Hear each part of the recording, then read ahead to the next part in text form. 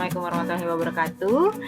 Selamat malam teman-teman sekalian yang sudah bergabung di acara Zoom meeting dengan dua narasumber, dua penulis yang bukunya baru saja diluncurkan ya kemarin, minggu kemarin kalau nggak salah, belum seminggu, jadi masih panas banget ya bukunya ini. Dan pertama kita juga mau ngucapin maaf karena waktu hari Senin, harusnya kita harus live-nya hari Senin, tapi ternyata ada kendala teknis jadinya diundur sampai hari ini. Dan terima kasih buat teman-teman yang sudah bergabung. Senang sekali saya Ika Citra bisa bertemu dengan teman-teman walaupun saya tidak bisa melihat menyapa secara langsung ya, tapi inilah virtual lounge sekarang ya, virtual book talk ya, di mana kita bisa sambil masak, ngelihat acara launching bukunya. Kalau dulu kan kita harus datang ke tempatnya, ini sambil masak, sambil ngomong anak juga bisa ya.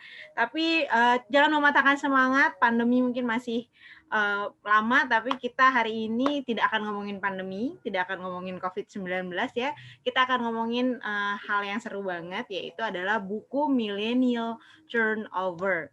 Memang dari bukunya turnover ya, sekarang tuh lagi banyak banget yang turnover, nggak cuma pekerjaan tapi juga kehidupan rumah tangga katanya banyak ya turnover. Mungkin nanti kita akan berbicara kepada salah satu ahlinya ya, beliau sering mondar-mandir TV untuk melihat fenomena sosial itu ya Pak ya.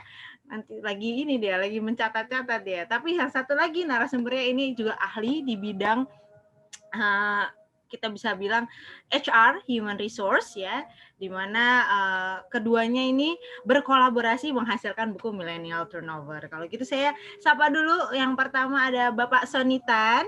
Selamat malam Pak. Selamat malam Ika, selamat malam semua teman-teman yang sudah join. Terima kasih. Oke, lalu yang ini semoga tidak bosen ya, karena beliau baru berubah status ya dari Bapak jadi kakek ya. Ada Kong Maman Suherman. Kak, aku ini milenial di zamannya loh, Kak. Oh ya, milenial zaman megalitikum. Gimana ini? Saya tolong diperjelas nih kayaknya ya. Ada yang setuju mungkin bisa nanti kalau ada yang mau nanya, kita ada aplikasi chat ya, boleh untuk chat di Zoom ini, di Zoom meeting ini bisa di chat. Nanti saya akan menyampaikan pertanyaannya kepada Kang Maman, apakah dan juga Pak Sony, apakah saya termasuk milenial, ya kan? Kalau Kang Maman udah pasti milenial di zaman megalitikum ya. Kalau saya kan milenial saat ini ya, walaupun sudah anak satu ya. Kelihatannya masih kayak SMA dong ya. Baik, teman-teman, sekarang kita langsung aja ya. Mungkin untuk yang pertama, saya ingin tahu dulu nih, latar belakang Pak Sony dan juga Kang Maman akhirnya berkolaborasi membuat buku Millennial Turnover. Mungkin boleh dijelaskan sedikit latar belakangnya, Kang, Pak? Pak Sony, monggo. Okay. Terima kasih Citra. Selamat malam semuanya.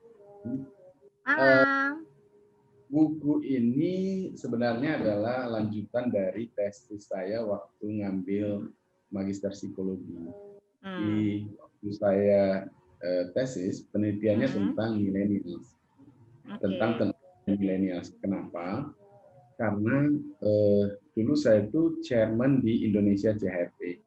Itu kelompok alumni Human Resources Professional. Kalau ketemu teman-teman dan beberapa praktisi, selalu yang kita ngomongin itu kenapa ya milenial sekarang kok turnovernya tinggi banget. Terus rekrut tuh dipanggil susah banget.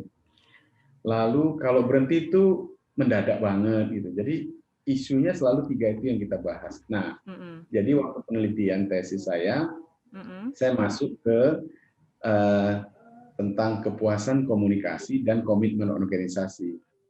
Itu di tesis saya. Itu kira-kira latar belakangnya, Ika. Gitu ya. Jadi mulai dari tesis akhirnya beralih ke buku. Nah, sebenarnya Pak Son dan komitmen apa tadi Pak? Organisasi. Komitmen organisasi juga. Nah, Pak Sony ini sebenarnya kalau saya baca bukunya ya, kalau mungkin teman-teman yang udah ada baca bukunya. Ini tuh saya ngerasa kalau new normal, new era sekarang ini tuh kayak dengerin podcast tapi dibukukan gitu ya. Sebenarnya ini konsep dari bukunya tuh apa sih? Apakah seperti yang saya bayangkan? Oh, ini kayaknya podcast terus tapi dibukukan nih gitu. Seru karena ada tanya jawab gitu. Sebenarnya konsepnya benar nggak sih kayak gitu? Ya, jadi pertama gini, waktu saya mau bikin buku tentang milenial, maka pembaca salah satu yang disasar adalah kelompok milenial. Selain tentu generasi X juga ya. Nah, kalau kita mau membuat sesuatu untuk kelompok milenial, kita harus tahu sebenarnya milenial itu butuhnya apa. Kalau kita bikin buku seperti buku-buku standar, nggak menarik buat mereka, mereka nggak akan baca. Jadi, gimana caranya? Lalu terlepas dari layoutnya, tapi konsepnya adalah apa yang lagi hot sekarang ini. Kita tahu ya, yang lagi hot tuh podcast. Jadi kalau saya bikin model podcast, mungkin lebih nyambung. Ada yang bertanya, ada yang jawab, ada yang bertanya, ada yang jawab. Saya diskusi sama Kang Maman, wah oke nih, Kang Maman kan memang orang Q&A dulu. Benar.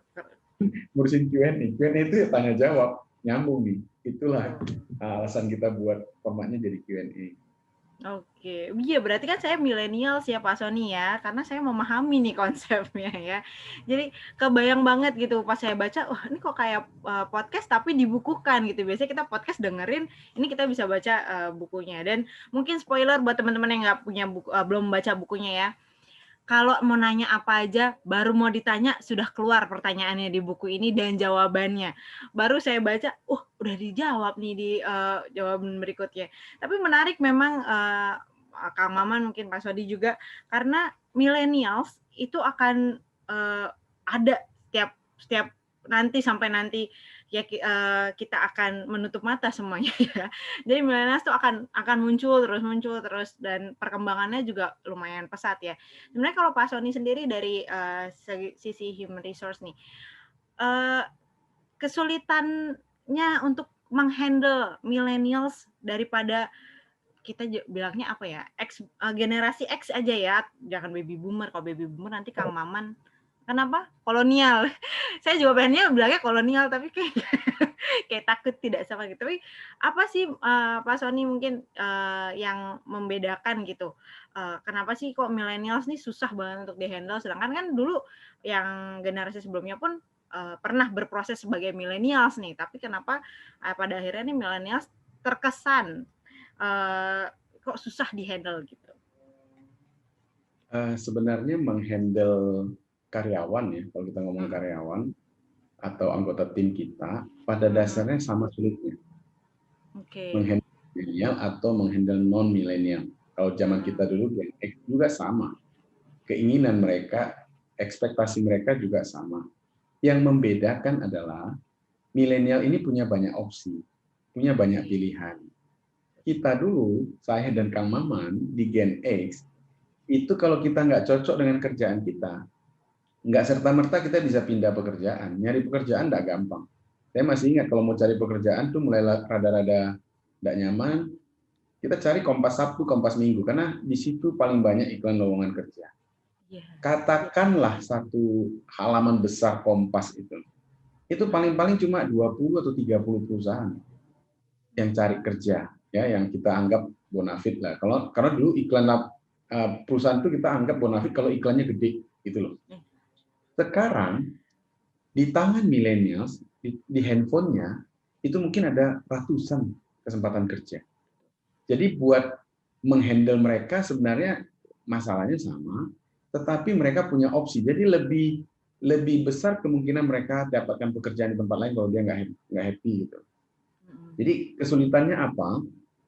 Kesulitannya satu, kita paham nggak sebenarnya apa yang membuat mereka meninggalkan pekerjaannya, meninggalkan kita, meninggalkan perusahaan kita. Kalau kita paham, mestinya kita tahu menyelesaikannya bagaimana. Jadi akar masalahnya apa dulu itu. Oke, jadi memang kalau dari segi human resources memang masalahnya ya Mas ya, apalagi di era pandemi ini saya ngelihat juga di kantor lama saya juga banyak yang akhirnya resign gitu karena satu dan lain hal gitu. Ternyata memang di masa pandemi ini juga terutama millennials semakin banyak pilihan, tapi juga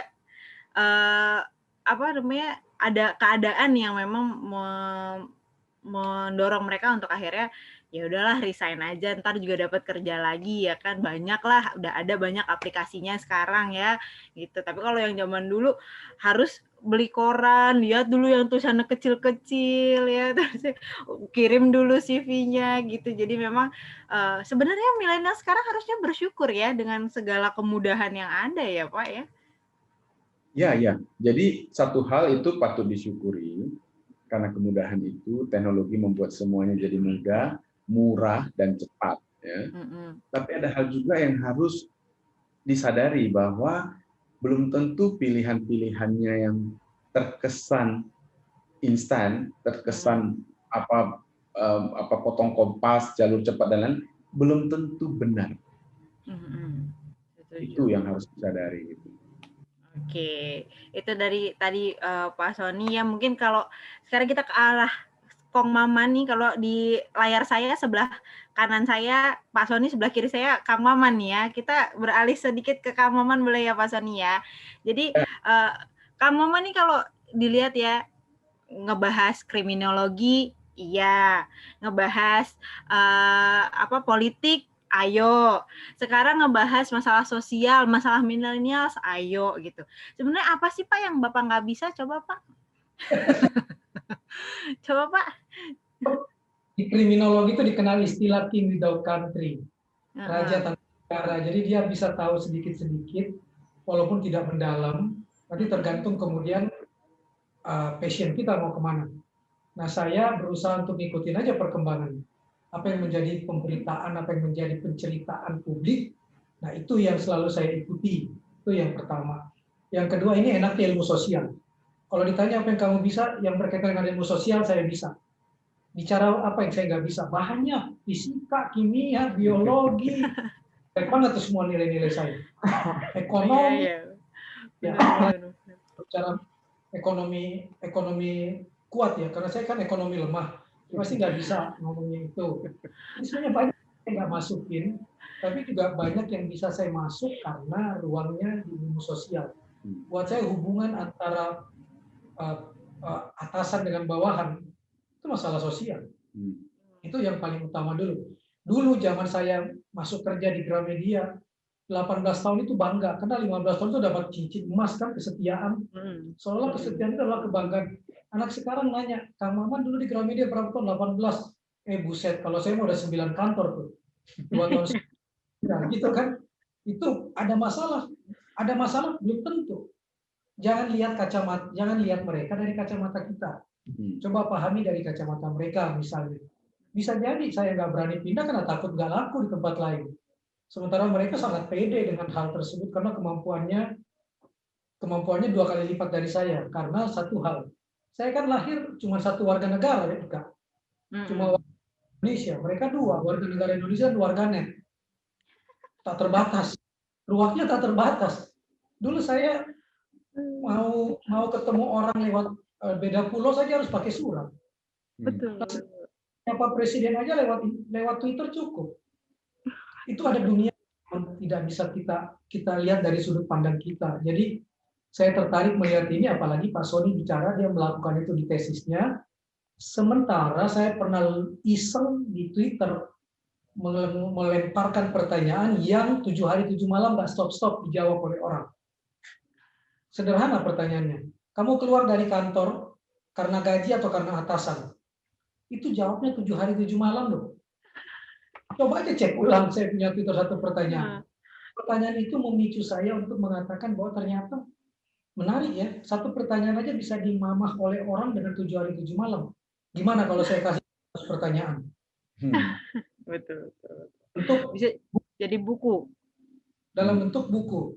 Karena anak senangnya kan generasi 140 karakter, 280 karakter. Nggak mau dibikin ribet, mau yang praktis.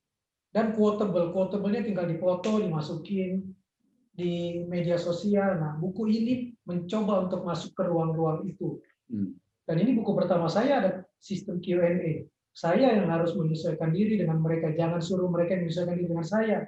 Karena mereka tidak ada di zaman saya muda. Tapi saya ada di zaman mereka muda. Jadi saya yang harus berusaha memahami mereka. Kira-kira sih. Setuju. Memang baca buku ini juga ada yang bagian part-part nyentil-nyentilnya juga sih. Saya sebagai mantan karyawan juga pas baca jawaban dari Pak Sony, ya Allah ini kan gue dulu sama atasan gue. Oh ya Allah dulu gue juga resign alasannya gini gitu ya. Jadi ya dulu Kak, buku kita dari karyawan cuma 2 loh Kak. Bagaimana menghadapi atasan perempuan sama bagaimana menghadapi atasan laki-laki. Iya benar. Bahkan sampai ada quote kan ya, perempuan selalu benar, bos lo perempuan kelar hidup lo, gitu kan ya, ada juga ya. Itu sebenarnya fenomena, iya kalau fenomena itu diangkat tuh benar nggak sih Kang Maman, misalnya dengan orang-orang mungkin nanti Pak Sani bisa nambahin ya. Ini kan kayak udah bisa kelihatan gitu. Kalau atasan lo cewek tuh selalu benar, atasan lo cewek kelar hidup lo. Kelar urusan lo ya, mati aja lo gitu. Sebenarnya fenomena kayak gitu tuh bisa muncul kenapa sih Kang Maman? Coba deh. Karena pola pikir patriarki.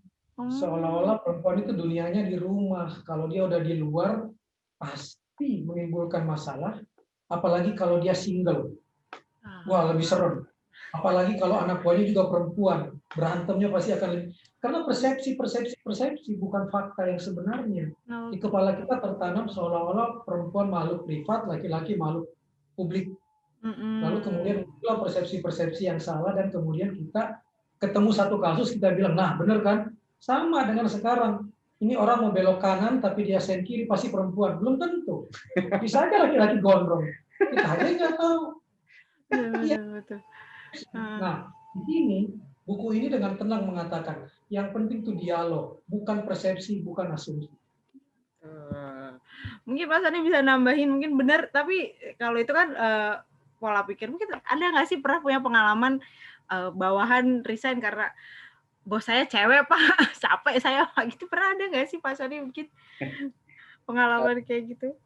Kalau saya melihatnya gini ya, mau bos kita cewek, mau bos kita cowok, pada dasarnya kita yang harus menyesuaikan diri.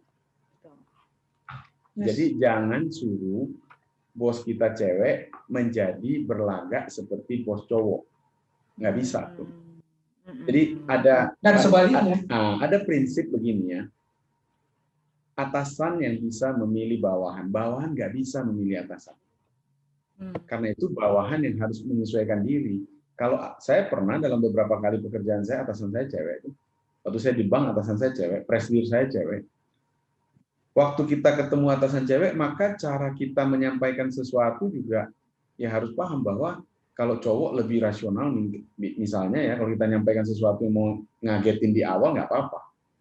Tapi mungkin kalau atasan kita cewek, kita harus kasih pengantarnya dulu sebelum ujungnya bikin kaget gitu. Jadi macam-macam. Tapi prinsipnya, mau atasan cewek, mau atasan cowok, sama saja menurut saya. Saya selama berkarir atasan saya cewek semua Kak. Oh iya, Pak Kak Maman di majalah Nova ya dulu ya? Nova, di Citra, nggak punya atasan, di Nova. Kemudian saya di biro iklan, Sandra Louis itu atasan saya dan sekaligus owner misalnya. Justru saya bertahan sama dia. Tapi ketika suaminya yang pegang, saya keluar. Jadi bukan persoalan jadi. Sebenarnya bukan persoalan saling memahami. Buku ini mengajarkan tentang bagaimana saling memahami. Pantas ya Kang Maman tuh bisa sekali bikin buku yang ini ya Kang, bikin buku yang mencolek hati perempuan ya, karena sudah paham sekali ya. Iya, tapi buku ini buku pertama di mana lahir tanpa bisa saya berikan kepada perempuan yang paling saya sayangi, ibu saya. Karena buku saya ini terbit setelah ibu saya meninggal, walaupun prosesnya ibu saya masih hidup waktu itu. Mundur, sebulan Mei mau terbit. Ternyata tidak, baru sekarang. Ibu saya meninggalnya bulan Juli. Tapi dia tahu proses ini dan dia senang karena dia bilang, jangan pernah berhenti menulis, jangan pernah berhenti berbagi. Termasuk berbagi pengalaman tentang pekerjaan dan tentang generasi milenial. Jadi ketika saya ceritakan ini, beliau berbahagia betul. Berapa kali dia tanya kapan terbitnya, saya bilang karena kondisi Dia berharap ada buku ke-6 tahun ini. Kan yang 5 dia tahu, terbit waktu bulan Mei. Tapi ya yang dia selalu doakan adalah saya jangan boleh berhenti menulis. Itu yang saya bilang. Dan jadi kalau ditanya, laki atau perempuan yang masalah di kantor, enggak tuh, saya justru dibesarkan oleh ibu tuh orang tua tunggal, ayah saya udah meninggal lama, tapi bagaimana saya bisa dekat dengan ibu? Satu, karena dialog. Saya nggak punya asumsi-asumsi lain selain berdialog dengan ibu. Saya nggak pernah mau mendefinisikan ini ibu saya perasaannya lagi apa ya sekarang, nggak mau saya ini. Saya justru bertanya aja. Buku ini juga kuatnya ketika saya baca tesisnya Pak Sony, kita dilarang untuk melihat orang semata-mata atas asumsi. Buka deh ruang-ruang dialog. Karena kalau udah bicara katanya, kayaknya, pasti beda dengan faktanya. Ini buku ini mengajak kita untuk ayo buka ruang-ruang dialog. Yes, setuju sekali. Dialog tuh memang penting, jangan mungkin banyak sekali millennials yang kayak takut ngomong, nanti yang ada cuma dibentak sama atasan, nggak usah ngomong lah, pergi aja, ntar juga dianggapnya resign gitu ya. Atau kemarin saya baru mendengar dari adik saya, kebetulan dia HR juga, itu ada karyawan yang ditelepon dari tanggal 21 September dia tidak masuk, sampai 30 September tanpa pemberitahuan ditelepon, "Iya Mbak, saya lagi sakit," gitu. Ya udah ngomong ke SPV-nya, ketika ngomong sama SPV-nya diganti new hire, ngomong lagi ke adik saya, "Kok nama saya jadi new hire Mbak?" Jadi dia yang tidak ada komunikasi, dia juga yang menuntut komunikasi gitu. Jadi memang saya harus menggarisbawahi bahwa dialog itu penting, nggak cuma mungkin di pekerjaan, tapi di kehidupan sehari-hari dialog itu penting. Karena kan mungkin ada di sini yang bisa membaca pikiran orang, membaca hati tidak ada ya. Kalau ada, kayaknya semua pada jadi diem ya, nggak usah ngomong langsung ya. Tapi memang dialog itu penting gitu. Itu di satu sisi. Di sisi lain, atasan pun juga jangan kemudian membuat barikade seolah-olah dia susah banget ditembus. Itu paling disebelin sama milenial, karena dia bilang, Pak Jokowi aja bisa saya sapa selamat pagi di Twitter. Masa atasan gua nggak? Nah, perubahan kondisi seperti ini yang juga harus dipahami oleh atasan yang mungkin generasi kolonial, bahwa bawahan dia yang mungkin paling level terendah saja bisa berdialog dengan orang-orang terkenal di luar sana, masa lu bikin barikade? Itu buku ini mencoba menjelaskan itu, dan itu manisnya buku yang dibikin Pak Sony ini, karena mencoba untuk masuk ke ruang komunikasi, ke ruang-ruang komunikasi yang kadang-kadang orang gampang bilang ini masalah komunikasi aja kok. Nggak aja, komunikasi itu nggak aja. Komunikasi itu sangat penting, bukan masalah, bukan semua masalah aja. Rumah tangga pecah juga kadang-kadang karena masalah komunikasi. Bilangnya nggak cocok kan? Iya, karena semua bermain dengan persepsi, bukan bermain dengan dialog. Serumah, teman tidur, tapi bukan teman hidup. Berteman saat tidur, begitu saat hidup bisa pisah tanpa komunikasi. Ya bubrah, sama aja di kantor. Betul, setuju. Nah, mungkin sebelum saya ke pertanyaan berikutnya, ini mungkin baru ada teman-teman yang bergabung. Kalau misalnya mau ada pertanyaan, bisa dikirim lewat chat. Nanti saya akan coba tanyakan di sesi tanya jawab ya. Mungkin juga kalau ada teman-teman yang ingin menyapa Kang Maman juga boleh di chat, menyapa Pak Sony. Mungkin dulu saya pernah diinterview sama Pak Sony gitu. Mungkin boleh di chat ya, nanti kita bisa ngobrol-ngobrol lagi. Nah, mungkin nih balik lagi ke Pak Sony ya. Pak Sony ini kan pandemi sekarang nih sudah berapa bulan nih? Hampir 10 sudah 10 bulan ini ya, hampir ya efektifnya 6-7 bulan inilah baru kita benar-benar rasakan dampaknya. Itu memang benar-benar membuat nggak cuman karyawan tapi juga perusahaan ada yang ketar-ketir juga nih Pak Sony ya. Sebenarnya mungkin langkah yang tepat gitu Pak dari perusahaan untuk mensosialisasikan ke karyawannya gitu mengenai misalnya ada keadaan yang mungkin tidak bisa ditangani dengan baik, itu bagaimana caranya perusahaan itu untuk bisa mensosialisasikan kepada karyawan. Karena kan seperti tadi dialog, kadang tuh perusahaan juga tidak mau transparan gitu untuk kepada karyawannya gitu. Terus tiba-tiba beberapa demo terjadi kemarin-kemarin saya lihat di berita karena banyak yang pandemi ini. Sebenarnya bagaimana sih Pak perusahaan tuh agar tepat gitu, langkah tepat yang diambil oleh perusahaan itu agar sosialisasi ke karyawannya benar dan karyawannya juga bisa nerima dengan baik gitu Pak. Mungkin Pak Sony. Ya, jadi gini, dengan karyawan itu nggak bisa kita bicara hanya kalau kita perlu. Jadi kalau manajemen itu nggak bisa, oh ini ada kita ada masalah, kita ngomongin sama perusahaan, nggak bisa. Komunikasi harus dibangun sejak awal, dalam suka dan duka. Ya. Jadi jangan cuma kalau perusahaan ada butuhnya baru berkomunikasi. Sekarang udah nggak bisa begitu. Kita harus berkomunikasi, lihat kepentingan dua pihak. Perusahaan mau berkomunikasi untuk apa? Lalu perusahaan berkomunikasi, si karyawan dapat apa? Dapat informasi apa? Ya. Nah, kalau misalnya kondisi seperti sekarang, kalau perusahaannya sudah berkomunikasi dengan baik dengan karyawan misalnya, apa yang terjadi sekarang sebenarnya semua orang tahu dengan mudah. HR tuh di zaman-zaman begini pasti harus melakukan program efisiensi. Itu kita maklum banget. Bayangkan ada perusahaan yang omsetnya, revenue-nya turun sampai 60-70%. Di mana ada bisnis yang marginnya begitu tinggi sehingga turun 60%, 70% dia masih bisa survive. Jarang sekali. Nah, kalau sudah begitu sebenarnya karyawan pun tahu.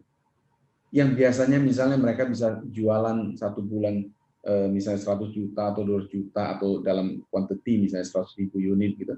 Sekarang tiba-tiba jadi 30.000 unit. Semua tahu. Tapi masalahnya si perusahaan ini waktu zaman lagi jaya-jayanya, zaman lagi enak-enaknya, membagikan nggak keenakan itu ke karyawan? Itu yang sebenarnya untuk karyawan merasa, wah kalau zaman susah kita diajak susah. Waktu zaman senang, kita nggak kebagian tuh senangnya gitu. Jadi kalau perusahaan lagi bagus, ya bayarlah, bagilah bonus misalnya gitu ya. Kalau lagi susah, kita ngomong, pahit aja. Kita sudah lakukan apa? Perusahaan sudah lakukan apa? Apa yang sudah dikorbankan? Sehingga karyawan harus kita minta ikut berkorban, sama-sama susah. Karena ini kita dalam perahu yang sama gitu. Jadi kalau misalnya sekarang terjadi omset turun, misalnya revenue-nya turun, tidak ada cara lain. Cost-nya harus juga turun. Cost turun itu artinya apa? Ada hal-hal yang perusahaan karyawan harus berkontribusi. Misalnya lembur. Otomatis zaman susah, setiap kita karyawan, kita perlu bekerja 2 kali lebih berat, 2 kali lebih keras, dengan bayaran yang sama. Itu kalau kita mau survive. Kalau kita masih mau bertahan. Jadi kalau kita masih pakai, wah saya kalau ada jam kerja lebih saya mau lembur loh. Tapi ada banyak waktu luang juga kan. Jadi kerjasama seperti ini yang harus disampaikan. Jadi kalau perusahaan mau menyampaikan ini kepada karyawan, itu betul harus transparan. Tapi sekali lagi, jangan hanya pada saat susah kita berkomunikasi dengan karyawan. Harus kita mulai bangun komunikasi sejak awal. Jadi supaya karyawan juga tahu. Sebenarnya perusahaan ini lagi kaya apa enggak sih gitu. Karena banyak sekali contoh kasus perusahaan sebenarnya sedang susah, tapi karyawan pikir perusahaan sedang kaya. Saya dulu pernah ngalamin itu. Kita harus mendatangkan mesin baru misalnya. Kenapa kita harus datangkan mesin baru? Karena mesin lama itu konsumsi listriknya terlalu besar. Jadi kita nggak bisa bersaing lagi dengan teknologi lama yang konsumsi listriknya terlalu besar. Nggak ada pilihan lain, kita harus invest mesin baru. Waktu mesin barunya datang, karyawan pikir apa? Ini perusahaan lagi kaya nih, bisa punya duit beli mesin baru. Nah, tapi sebelum mesin baru datang, saya udah ajak karyawannya ngomong, kenapa kita harus beli mesin baru? Bukan karena perusahaannya kaya, tapi karena perusahaan harus bisa melanjutkan bisnisnya. Kalau perusahaan nggak ganti mesin baru, kita nggak bisa, cost kita terlalu tinggi, kita nggak bisa bersaing, kita mati. Jadi kalau dengan mesin baru datang itu artinya apa? Biayanya meningkat, biaya depresiasinya meningkat, tapi biaya operasionalnya menurun. Karena ada penghematan di biaya listrik misalnya gitu, biaya power gitu. Nah, kalau si karyawan tahu itu, oh jadi bukan karena perusahaan lagi kaya nih ya. Enggak. Gitu loh. Komunikasi itu penting banget. Poin, jangan berkomunikasi hanya pas perlu aja gitu. Itu yang harus diubah oleh perusahaan. Betul. Setuju. Jadi memang intinya adalah komunikasi, bagaimana menyampaikannya ya. Kalau memang lagi pahit ya bilang pahit, kalau memang lagi manis ya dibagi bareng-bareng gitu ya Pak ya, singkatnya gitu ya. Berkomunikasi kalau minta gaji bulanan aja. Kenapa? Jangan cuma berkomunikasi kalau minta gaji bulanan. Oh iya benar, sama bonus ya mintanya ya. Tapi balik lagi ya ke revenue-nya gimana gitu ya. Jadi memang selalu ada berkomunikasi sama pasangan hanya kalau tanggal muda. Oh iya. itu juga lihat jumlah transferannya. Kalau tidak sesuai ya ngomongnya sedikit. Nah, lauknya juga lebih sedikit gitu. Zaman dulu ya Kak, kalau zaman kantor saya dulu waktu jadi Pemret, saya pernah didapat apa yang bilang begini, Pak bikin dong double invoice, jadi truk gajinya 2 karena masih pakai ketikan kan, satu untuk istrinya yang lebih dikit. Sekarang di perusahaan udah nggak bisa begitu dialognya, semua transferan Kak, itu aja gambaran beda tuh. Anak milenial mungkin nggak kenal tuh gaji double invoice. Betul. Nggak tahu. Saya nggak tahu. Saya cuma tahu. Misalnya pun dia udah berkeluarga, nggak mau, dia nggak pernah dengar gituan. Jadi yang dibutuhkan satu, transparansi atasan bawahan, bahkan setransparannya mungkin. Itu sekarang orang di mana-mana yang paling utama, lo akuntabel dan transparan nggak? Di buku ini pun kita diajarin soal itu. Kalau di dialognya masih ada yang disembunyi-sembunyikan, akan ada problem. Tadi contoh Pak Sony kan menarik tuh. Transparan aja bosnya menjelaskan bahwa beli ini bukan berarti kita lagi banyak duit ya, tapi ada yang bisa diefisiensikan loh seperti ini. Enggak semua anak buah tahu kan itu. Enggak semua anak buah punya pemikiran sedahsyat itu kan, sehingga perlu dijelaskan secara detail misalnya. Ini yang anak milenial sekarang inginkan. Tapi lebih dari itu satu Kak. Milenial di sini dalam tanda kutip bukan soal usia, tapi soal mindset mereka. Orang seperti ini kolonial lahir tahun 65, sementara milenial tuh kepalanya 81 ke atas. Kalau saya masih bisa mengikuti cara berpikir orang milenial, maka saya bisa dengan bangga mengatakan saya milenial dalam tanda kutip. Mindset saya sama. Nah, salah satu bukti saya milenial apakah? Buku saya untuk podcast.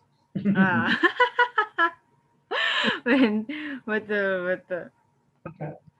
Kalau saya nulis panjang tentang HR seperti ini, kagak dibaca oleh anak-anak muda. Dia kan buka halaman ini, kenapa dia senang buka buku ini? Kalau dia ada masalah dengan bosnya, dia tinggal lihat di halaman daftar isi. Masalah apa yang saya dapat dengan bos ini? Oh, halaman sekian. Langsung dia loncat dan langsung dapat. Itu kan yang diinginkan oleh milenial, praktis, langsung sampai ke sasaran.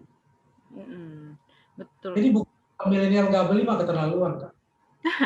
Benar, karena memang penjelasannya kalau dilihat mungkin kalau dibicarakan mungkin agak panjang, tapi di sini Pak Sony menjawab dengan sangat singkat, relatable, terus langsung ke intinya gitu. Saya juga pas baca juga kadang gini loh Pak, saya pas baca juga ada yang emang ada ya perusahaan yang setransparansi ini tuh, kadang saya ingin tanya deh gitu, ada ya perusahaan tuh yang sebaik ini gitu loh. Maksudnya kan ibaratnya kalau jawaban Pak Sony ini itu adalah hal yang seharusnya dilakukan perusahaan itu. Tapi apa benar ada ya perusahaan itu? Saya sempat meragukan nih Pak Sony. Sebenarnya gimana nih Pak Sony ini? Ya, karena gini kan, konsepnya manajemen adalah sumber daya itu harus digunakan seefisien mungkin, konsepnya itu ya. Seefektif mungkin, seefisien mungkin. Dari cara saya ngomong efektif, efisien, ketahuan saya itu generasi X. Ya, nah, tetapi sebenarnya karena banyak perusahaan nggak bahwa untuk mengelola manusia, mengelola orang, itu enggak berarti harus keluar duit banyak. Enggak berarti bahwa anggarannya harus besar. Tapi sering terjadi anggarannya besar, tapi itu tidak dibutuhkan sebenarnya oleh karyawan milenial ini. Yang mereka butuhkan bukan itu. Jadi kalau ditanya misalnya, ada enggak atasan yang begitu dekat sama karyawan, begitu baik sama karyawan? Ada, jawabnya ada. Apakah itu menjadi kultur perusahaan? Mungkin nggak banyak perusahaan yang bangun kultur seperti itu. Kenapa? Karena sebagian besar penguasanya masih Gen X. Sebagian besar penguasa Gen X ini masih merasa kekuasaan ada di tangan dia, anak milenial harus ikut maunya dia. Harus ikut gayanya dia. Ini yang sering sekali bikin anak milenial itu frustasi. Nggak bisa. Gitu. Jadi memang kalau ikanannya ada, saya jamin ada minimal di tempat saya. Nah, Kak, menariknya dari buku ini satu, Kak. Ini bukan cuma tesis, tapi juga praktek langsung dari apa yang dilakukan Pak Sony. Saya sekarang ada di kantor ini dengan peralatan yang sangat milenial. Kayak gitu misalnya. Masuk ke ruangan ini, kalau saya masih berpikiran kolonial, saya nggak bisa masuk di ruangan ini. Iya, karena sudah penuh dengan teknologi tinggi, IT ruangannya. Saya pakai satu mic berdua, jaraknya 1,5 meter misalnya. Saya nggak bisa nge-set iPad saya, Pak Sony bisa. Itu gambaran-gambaran yang sebenarnya kalau kita tahu jadi praktis. Persoalannya saya mau beradaptasi atau tidak. Kalau ditanya tadi apa buktinya, saya cukup lama kenal Pak Sony, cukup sering berhubungan dengan tim kantornya Pak Sony. Kaget loh saya cara mereka berkolaborasi, cara mereka bekerja sama, karena mereka bukan lagi seperti atasan bawahan yang sifatnya satu arah, tapi dialog. Nah, anak sekarang itu harus dialog. Dan kalimatnya udah jelas. Kalau dialog tuh akibatnya apa? Kalau kolonial bilang nyambung, kalau anak sekarang bilang relate. Antara mereka. Itu udah satu ciri aja. Nah, contoh waktu kami datang tanggal 25 kemarin yang kita gagal dialognya sehingga diundur sekarang, itu kan pas 28, itu kan pas hari ulang tahunnya Pak Sony. Oh, baru bilang. Itu pas ke kantor sini, cara mereka berkomunikasi saya lihat betul, bukan komunikasi antara atasan bawahan, betul-betul antar orang yang saling menghargai satu sama lain, yang betul-betul setara. Bahwa kita punya jabatan yang berbeda, ya, tapi sebagai sesama manusia kita setara yang punya tujuan yang sama. Nah, di sini yang kita mau kasih lihat di buku ini, kalau kita punya tujuan yang sama, kenapa kita tidak berdialog dengan cara yang sama? Itu aja, tinggal satu yang kadang-kadang orang mengatakan permasalahannya di mana sih? Persoalannya kadang-kadang di soal respect. Satu sama lain saling respect.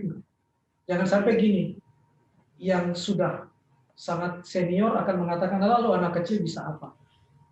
Di satu sisi yang anak muda bilang, udah aki-aki ini pasti nggak bisa mengikuti perkembangan zaman.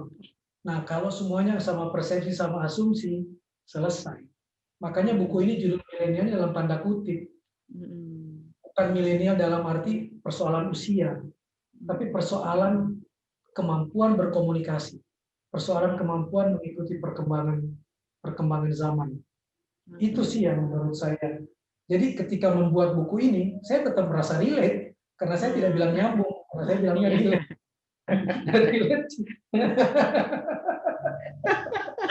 Iya. Pas lagi ngetik itu gini, Son kayaknya which is yang tadi kita omongin tuh kayaknya masukin gitu gak sih, bahasanya juga ada. Tiba-tiba ngikutin anak muda nggak? Son snack o'clock nih gitu. Dari zaman dulu kalau itu, Pak. Kenapa? Kalau itu dari zaman dulu. Oh, dari zaman dulu. Julio Iglesias datang ke Indonesia. Terjadi, Julio Iglesias kan logat Spanyol kan, huruf J kan. Iya. Tapi karena di Indonesia orang-orang jadi gaya, semua yang namanya J jadi H. Julio jadi Yana Julio kan? Iya. Nah, jadi semuanya ada perkembangan yang sama. Cuman ada satu yang dalam waktu itu nggak dipanggil huruf H, Kak. Siapa? Hahi, hahami, harha. Nanti nggak jadi apaan tuh ya, jadi. Demi Harja Amuliana Julio. Iya, benar. Asa sebenarnya menurut saya. Tapi Iya. persoalan memahami. Zaman dulu saya kompetitif sifatnya. Sekarang nggak bisa disebut era kompetitif. Sekarang era kolaboratif. Ini sama dengan menjawab pertanyaan yang ada di chatting itu. Bagaimana sih bisa sama bikin buku? Nah ini kita bisa bekerja sama. Karena apa? Karena relate antara saya dengan Pak Sony. Pak Sony memahami, saya memahami Pak Sony. Dan kita mau berkolaborasi, mau berdialog. Kalau kata kuncinya sih kenapa bisa bekerja sama? Satu, kita berdialog. Saya mau mengerti Pak Sony mau mengerti saya. Kemudian kita tidak dalam suasana kompetisi. Kita betul-betul dalam suasana kolaborasi, ko-kreatif. Nah, kolaborasi ko-kreatif itu ciri milenial. Betul. Dan kalau dilihat juga banyak sekarang tuh aktivitas milenial tuh yang lucu-lucu gitu ya, yang mungkin jadi hiburan juga buat Kang Maman dan Pak Sony ya gitu. Jadi misalnya aja kalau saya bayangin aja di kantor Pak Sony tuh kayak setiap sore akan ada pertanyaan, Pak Sony mau snack o'clock? Iya, snack o'clock, waktunya snack, waktunya makan snack gitu ya. Kayaknya dia akan ada dialog-dialog seperti itu nih kalau saya ke kantornya Pak Sony gitu. Pak Sony nggak ini banget, nggak fashionista banget sih gitu ya, nggak stylish banget gitu-gitu ya, mungkin bahasanya udah dicampur aduk gitu ya kalau ngomong Pak Sony gitu kali ya Pak ya di kantor Pak. Perlu satu hal begini ya, milenial itu justru nggak nyaman kalau kita yang Gen X mereka menghilangkan ciri khas kita, menghilangkan genuinnya kita. Jadi nggak usah ikut-ikutan gaya mereka, biarkan mereka dengan gayanya, kita dengan gaya kita. Walaupun saya tahu, oh lagi in tuh seperti apa misalnya, ya. Jadi kebayang nggak Kak? Saya Instagram saya di follow sama staff saya follow staffnya Instagramnya dia. Jadi kita saling tahu. Padahal itu yang paling dihindari loh Pak sama karyawan Pak. Di follow bos dan memfollow balik bos itu biasanya. Itu saya itu kalau udah di follow sama bos tuh, aduh di follow balik gak ya, accept gak ya, cuman besok tadi ditanya lagi nih gitu. Karena saya nggak mau nih. Tapi Pak tadi follow-followan ya. Berarti kamu kolonial Kak. Kita biasa saja follow tuh biasa saja. Justru tadi ya, ada nggak sih perusahaan kayak yang saya tuliskan di buku? Ada satu orang staff saya itu udah selesai baca buku saya, dia bilang ketemu saya begini, Pak, saya baca buku itu, saya merasa ini udah sering banget saya dengar dan nggak ada yang asing di sini. Kita udah jalannya seperti ini, udah banget gitu. Jadi itu yang saya bilang tadi, Mina. Nah, saya mau share ke teman-teman sebenarnya, baik di manajemen atau di karyawan, bahwa kalau kita mau berpikir sedikit kreatif, ada banyak hal yang kita bisa lakukan tanpa mengeluarkan uang banyak. Itu yang paling penting. Tapi bisa nggak kita menyingkirkan sedikit gengsi, harga diri, dan lain-lain. Saya ambil contoh ya, Kak. Setiap tahun kami ada sesi namanya sesi feedback. Sesi feedback itu, orang pertama yang akan di feedback, istilah kami itu duduk di kursi panas, adalah direksi. Jadi saya termasuk yang akan duduk di kursi panas, nanti GM saya, manajer saya itu bisa memberikan kritik kepada saya. Dan kritik tok, tidak boleh memuji. Jadi kami melarang bawahan memuji atasan, karena susah membedakan antara pujian dan jilatan gitu. Menjilat dan memuji atasan itu tipis bedanya, jadi dilarang. Tapi kami mengharuskan bawahan mengkritik atasannya. Kenapa? Karena itu yang paling genuine. Karena kalau atasan membuat satu kebijakan, aturan yang tidak tepat, korban pertama adalah bawahan. Mereka korban pertamanya. Jadi kalau mau jujur mendengarkan kebijakan kita udah bener apa enggak, dengerin apa bawahan yang bicara jujur. Nah, ada satu event itu setahun sekali itu. Jadi nggak ada tuh orang yang takut mengkritik atasannya. Itu biasa banget di sini. Nggak boleh baper atasannya. Kalau atasannya baper, selesai dia. Jadi kita, dan bayangkan kalau ini berlangsung bertahun-tahun, bawahan nggak akan ada sungkan lagi. Misalnya dia nggak cocok dengan satu kebijakan atasnya, dia bisa datang ke atasnya dan ngomong, Pak, saya nggak cocok nih dengan beginian. Kenapa Bapak bikin begini? Itu membuka ruang dialog kan. Yang pernah terjadi, kenapa saya lakukan ini? Karena saya punya pengalaman dulu sekali. Ada orang berhenti karena dia merasa atasannya nggak benar, kebijakan atasannya nggak benar. Padahal kebijakan itu saya yang minta. Tapi karena atasannya nggak bisa menerjemahkan, menyampaikan ini 100% dengan tepat, si anak jadi merasa ini nggak benar, ganjelan buat dia. Setelah dia ajukan surat berhenti, saya lakukan exit interview. Saya tanya, kenapa kamu berhenti? Dia cerita sama saya begini. Saya bilang, loh, kebijakan itu benar dari saya, karena tujuannya begini, latar belakangnya ini. Dia langsung bilang gini, Pak, tapi saya nggak tahu kalau itu. Kalau saya tahu itu latar belakangnya, saya nggak berhenti. Kebayang nggak? Saya kehilangan orang bagus waktu itu. Jadi bagi saya perlu membuka kesempatan supaya bawahan berani bicara sama atasannya. Kita fasilitasi setahun sekali, ayo mengkritik atasan secara terbuka. Jangan pakai surat kaleng, jangan pakai kotak pos, jangan pakai surat tanpa alamat. No, terbuka semua. Karena mengkritik itu nggak gampang loh. Betul. Tujuannya mengkritik atasan bukan supaya dia malu, bukan supaya dia sakit hati, tapi supaya dia bisa menerima dan mau berubah. Jadi kritiklah dengan data, dengan fakta, dan sampaikan dengan bahasa yang santun. Jadi sebelum acara sesi feedback itu biasanya saya sampaikan dulu nih, HR akan menyampaikan the art of critic, seni mengkritik. Kalau itu sudah dipahami semua, mari kita mulai. Gitu. Jadi orang yang bisa mengkritik atasannya, itu pasti habis itu plong banget, langsung tidurnya nyenyak, itu makannya banyak. Ya. Benar. Tidak dirilis dari jengkel hatinya, berhari-hari, berminggu, bulan-bulan, bertahun-tahun, itu akan menjadi satu penyakit, jengkel pada atasan, tapi dia tidak bisa kemana-mana, itu tetap bertahan. Itu harus diberesin gitu. Tapi kalau dia udah ngomong, udah dia keluarkan unek-unek itu, selesai udah.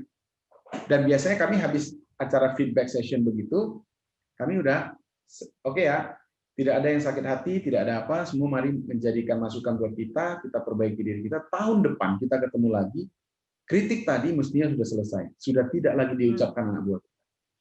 Habis itu udah, kita makan malam, kita salaman, kita berpelukan, waktu itu belum jaga jarak ya. Jadi habis itu selesai. Udah kembali normal, bekerja kembali. Kebayang bagaimana anak buah itu merasa sangat dihargai. Suaranya bisa mengkritik atasannya, itu penting banget. Gitu Kak. Mungkin menarik ya kalau saya dengar, ini asik banget gitu ya. Jarang-jarang ada atasan yang minta dikritik gitu ya. Justru malah biasanya karyawannya dikumpulin, dikritik satu-satu nih karyawannya. Apalagi pandemi kayak gini nih. Lo kerja gimana sih dari rumah? Kok makin ini sih? Kok lo gini sih? Kan lo mestinya lebih baik gitu-gitu ya. Tapi ada juga saya jadi kayak, wah menarik ya. Kalau saya dulu kerja seperti itu, mungkin saya sekarang masih jadi wanita karir ya. Mungkin ya tidak memilih jalur ibu rumah tangga. Karena tidak cuma yang harus punya kebesaran jiwa untuk itu. Karyawan pun harus dilatih punya kebesaran jiwa untuk melakukan kritik yang memang objektif untuk kepentingan kantor, kepentingan bersama. Jadi tidak bagaimana caranya untuk memisahkan antara yang sifatnya subjektif dengan yang objektif, toh kita punya tujuan yang sama. Nah, di dunia literasi ini, kenapa saya suka buku ini satu, Kak? Bukan karena saya ikut menulis, tapi buku ini menggambarkan betul apa yang dikatakan oleh World Economic Forum, apa yang dikatakan oleh penggerak literasi di seluruh dunia, bahwa untuk bisa bertahan di abad 20, siapapun dia harus punya kemampuan 4C. Communication, collaboration, creativity, critical thinking. Saya nyebutnya 4K. Kemampuan komunikasi, kreativitas, kolaborasi, kritis dalam berpikir. Nah, 4 inilah ciri milenial sebenarnya. Dia bisa berkomunikasi dengan siapapun, dimanapun, kapanpun, 24 jam. Sehingga dia bisa cukup bekerja di rumah, tapi karyanya ada di Hollywood misalnya. Kalau dia udah seperti itu, ngapain dia berkantor? Itu jadi problem besar buat orang HR misalnya.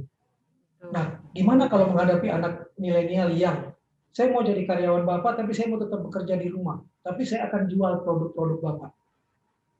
Misalnya menghadapi seperti itu, bisa dapat jawaban nanti di buku ini, bahwa berkantor itu bukan yang utama, tapi produktivitas yang utama misalnya, tergantung jenis pekerjaannya. Kalau dia pemasaran apartemen dan dia berhasil, salah satu endorser kami di sini Pak Andreas Nawawi itu mengelola anak-anak muda untuk menjual apartemen, nggak wajib masuk kantor tiap hari. Bahkan kamu setiap laku apartemen, kamu dapat bonus ke luar negeri, dari luar negeri kamu jualan, kamu ngabarin lagi laku, jalan lagi. Hal-hal seperti itu misalnya, kemampuan komunikasi seperti itu. Yang kedua, kolaborasi. Zaman sekarang anak-anak muda punya kreativitas yang sangat kuat, tapi mungkin permodalan tidak, maka berkolaborasilah mereka menghasilkan karya. Hal-hal seperti ini dibuka, diceritakan di buku itu. Itu yang membuat anak muda sekarang tidak lagi misalnya bangga dengan brand-brand besar, Gramedia, BCA, Astra, misalnya kayak gitu-gitu. Karena mereka bisa kerjakan di rumah, dan kemudian bisa berkolaborasi dengan penyandang dana. Nah, perusahaan-perusahaan besar ini mampu nggak melakukan kolaborasi seperti itu? Saya kalau ke Jepang, ke perusahaan Panasonic misalnya, tidak semua produk Panasonic dikerjakan di pabrik. Dari dulu tuh, yang kecil-kecil dikerjakan oleh penduduk setempat. Mereka udah berkolaborasi dengan cara seperti itu. Yang biayai pabrik itu misalnya. Mau nggak kita berkolaborasi seperti itu? Nah, yang ketiga, kalau urusan kreativitas milenial dahsyat nih. Saya selalu merasa kalah sama mereka. Kita baru selangkah, dia udah 10 langkah misalnya. Nah, apakah saya kolonial takut? Gara-gara baca buku ini saya nggak takut. Nah, di buku ini mengajarkan tentang kolaborasi itu. Nah, yang paling penting buat milenial itu adalah critical thinking. Mereka kritis berpikir. Lu nggak transparan, ditinggalin. Saya buka rahasia begini, Kak. Saya dulu pernah satu pekerjaan, saya itu jadi managing director. Sudah diumumkan ke publik nih, ke karyawan ya. 20% dari keuntungan dibagi bersama. Ada urut-urutannya, managing director berapa sampai ke bawah. Apa yang terjadi? Tiba-tiba owner saya datangin ke saya, kita dapat untung sekian. Kang Maman boleh nggak bilang sekian? Sekian saja, tapi jatahnya Kang Maman nggak berkurang. Masih bisa ditipu anak-anak di bawah saya. Itu yang menyebabkan saya kemudian keluar. Karena saya bisa dapat gede, tapi perusahaan bilang, jangan bilang segede gitu, bilang aja segini. Tapi Kang Maman tetap akan dapat. Zaman dulu, anak buah saya dibohongin seperti itu oleh perusahaan itu, dia masih bisa terima. Yang penting masih dapat. Tapi anak sekarang, kamu mau bohongin seperti itu, mereka bisa ngitung keuntungan kita. Mereka bisa tahu bagaimana produktivitas kita, mereka bisa tahu bagaimana pemasukan dan pengeluaran kita. Kalau kita nggak transparan di situ, tinggalin perusahaannya. Nah, kemampuan perusahaan menciptakan sesuatu yang transparansi dan akuntabel itu menjadi cirinya anak sekarang. Dan itu yang membuat milenial mau tetap bertahan di sebuah perusahaan. Menurut persepsi saya ya, kalau nanya ke anak saya yang kerja di kantor pajak misalnya, dia masih umur 27 tahun, berarti lahir tahun 90-an. Kenapa dia masih senang, masih damai? Dia bisa bekerja dari rumah, ngurusin pajak perusahaan orang, dia bisa bertemu klien saja, nanti dia keluar dari kantornya. Selebihnya dia di rumah, di kamar kerjainnya. Tapi apa yang saya salut sama di anak saya, tetap tuh rahasia perusahaan tidak pernah diceritakan kepada kami. Dia tetap tahu bahwa dia ada di rumah, tapi ketika dia bekerja, dia adalah orang kantor dan semua rahasia saya nggak tahu. Klien dia siapapun saya nggak tahu. Jadi jangan pernah curigain milenial bahwa kalau nanti dia kerja di rumah, dia kerja apa, dia akan mengkhianati, dia akan membocorkan, dia apa. Kalau di awalnya sudah saling curiga, selesainya cepat. Itu yang saya ingin bilang bahwa harus ada trust di antara kita. Buku ini ngajarin banget tentang itu. Nah, bentuk-bentuknya baca bukunya. Betul. Di sini semua buku gua nggak laku. Bener. Makanya saya tuh sebenarnya mau Sementara kalian kalau pakai konsultan, Hmm. 2.000 cetak buku baru harganya satu konsultan. Makanya justru itu saya tuh hati-hati sekali ngomong tuh biar nggak spoiler gitu loh, karena buku ini tuh baik banget ya, dan semua tuh seperti kita ngomongin aja Pak Sony udah ngasih beberapa tips and trick mungkin ya untuk karyawan, untuk mungkin ada bos di sini yang lagi merintis merintis perusahaan. Pak Sony tuh udah ngasih tips and trick, Kang Mama udah ngasih tips and trick. Jadi maksudnya ini buku tuh baik banget loh. Jarang banget saya ngeliat, jarang banget saya baca buku tentang human resources itu tuh ya seasik ini gitu. Jadi kalau saya tuh mikirnya karena Pak Sony untuk menjawab, karena Pak Sony itu naif, diceritain semua ntar bukunya. bener Mas, bener. Saya tuh pas baca ya, ini baik banget orang HR ya. Semuanya dikasih tahu gitu loh. Karena kan Terus dicek Kak, bagaimana menghadapi atasan yang gap umurnya beda, jauh. Nah, yang jawab Pak Sony, saya jangan saya. Nah, itu maksudnya saya baca, saya mau kasih juga tadi pertanyaan dari chat ya. Ini udah ada dijawab tadi dari Pak Sony bahwa yang dari atasan pun harus mengerti bahwa bawahan bisa saja mengkritik gitu loh. Kalau bawahan udah nggak, kalau atasan udah baper untuk dikritik ya kelar ya. Karena di sini juga ada pertanyaan, bagaimana menembus barikade yang dibuat atasan atau orang penting, Pak? Mau memulai komunikasi takut dibunuh, Pak, karakter saya. Jadi langsung dipatahkan semangatnya gitu ya. Mungkin itu dulu 2 pertanyaan Pak Sony. Mereka butuh insight nih Pak. Yang satu bosnya gapnya jauh sekali. Yang satu bosnya suka membunuh karakter, langsung mematahkan semangat, ya kan? Baru mau berjuang ditiup obornya, hilang lah. Gimana nih Pak Sony? Mungkin bisa dijawab Pak Sony. Pertama gini ya, bagaimana kalau kita punya bos gap umurnya jauh banget? Pertama tadi kita nggak bisa memilih bos, itu hukumnya dulu. Kita nggak bisa memilih bos. Yang bisa adalah kita menyesuaikan diri dengan bos itu. Bos kalau gap umurnya jauh misalnya, katakanlah dia sudah generasi baby boomer lah, umurnya sudah 60 misalnya, atau 50-an gitu ya. 50-an masih Gen X itu. Kalau gap umur ini kan lebih ke ukuran fisiknya ya. Tapi apakah cara berpikir bos kita yang senior ini sangat kolonial istilahnya tadi, gitu ya. Satu tips sebenarnya menghadapi orang-orang yang lebih senior ini adalah coba kita tunjukkan secara eksplisit, terbuka, kita menghargai pengalaman mereka. Jadi orang-orang senior itu yang mereka punya tuh pengalaman. Itu nggak bisa bohong. Jam terbang diukur dari berapa tahun kerja, berapa tahun pengalaman. Apakah pengalamannya masih relevan dengan sekarang? Belum tentu. Tapi tetap perlu dihargai. Jadi memang perlu waktu, perlu cara, perlu kesabaran, perlu kerendahan hati untuk bisa mendengarkan mereka, untuk mau mendengarkan mereka, lalu pelan-pelan masukkan gitu. Pengalaman saya sama, saya punya misalnya rekan-rekan direksi gitulah. Jarang sekali yang punya sosial media, yang aktif di sosial media. Tapi kita nggak bisa cuma bilang, oh ini karena nggak aktif di sosial media tuh nggak ngikutin ini. Nggak juga. Mereka juga ngikutin, tapi speed-nya pasti nggak secepat kita yang biasa main di sosial media. Mereka tetap lebih realistis kadang-kadang. Kalau kita kan, kita anggap hidup ini indah seperti di Instagram, kejam seperti di Twitter gitu kan. Kan seperti itu.